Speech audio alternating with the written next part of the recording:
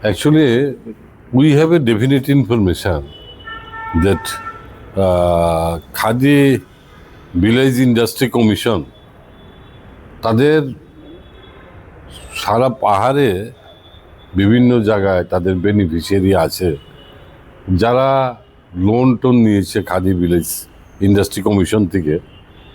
এখন এই ইলেকশনটার সময় আমরা খবর পেয়েছি পাহাড়ের বিভিন্ন জায়গায় এবং 56 ধর্মনগরও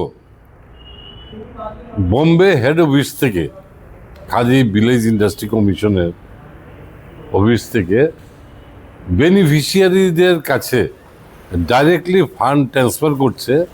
এটা হলো সাবসিডির টাকা, যেই টাকাটা 2.5 লক্ষ থেকে 5 লাখ টাকার উপরে যারা এই সাবসিডিগুলি এই সময়টাকে বেছে নিয়ে বেনিফিশিয়ারদের ডাইরেক্ট অ্যাকাউন্টে ঢোকানো হচ্ছে। তো এটা আমরা নির্বাচন কমিশনের গোচরে নিয়েছি এবং এটা বলেছি যে ইলেকশনের যে আচরণবিধি এবং একটা গুড গভর্নমেন্টস এই সময় এটা চলতে পারে না ইলেকশনের সময়।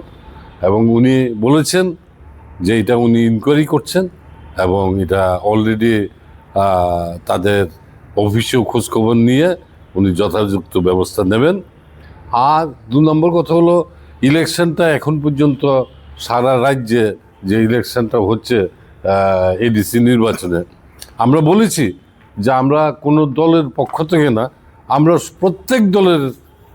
প্রত্যেক দলের যারা ক্যান্ডিডেট আছে সেই সমস্ত ক্যান্ডিডেটদের নিরাপত্তাটাকে এনশিওর করার জন্য তাদের পিজি এবং তাদেরকে উপযুক্ত সিকিউরিটি দিয়ে এটাকে তাদের নিরাপত্তাটাকে এনশিওর করার জন্য, আর কোনো রকমভাবেই যাতে নির্বাচন আচরণ বিধিটা লঙ্ঘন না হয়।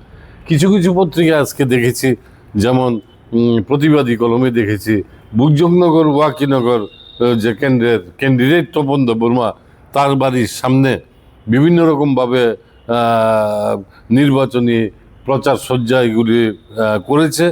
কিছু কিছু মসজিদে করেছে, কোথায় কোথায়ও দেখা যায় যে গির্জাতে করেছে। এগুলি নিয়ে পত্রপত্রিকা নিউজও হয়েছে। তো আমরা বলেছি যে নির্বাচনের যে আচরণবিধি এটা যাতে ঠিকভাবে সুরক্ষিত হয় এবং এটা যাতে কোনোরকমভাবে কোনো দল উল্লঙ্ঘন না করতে পারে, আর 0 টলারেন্সের যাতে নির্বাচনটা হয়। কি বলেছে নির্বাচন কমিশন আমাদেরকে কথা দিয়েছে যে উনি আজকেই উনি অলরেডি লিখে বলবেন যে তাদেরকে নিরাপত্তা দেওয়ার ব্যাপারে ক্যান্ডিডেটদের, আর 0 টলারেন্সের যাতে নির্বাচন হয় সেটার ব্যবস্থা উনি এনশিওর করছেন, সেটার ব্যবস্থা উনি করবেন।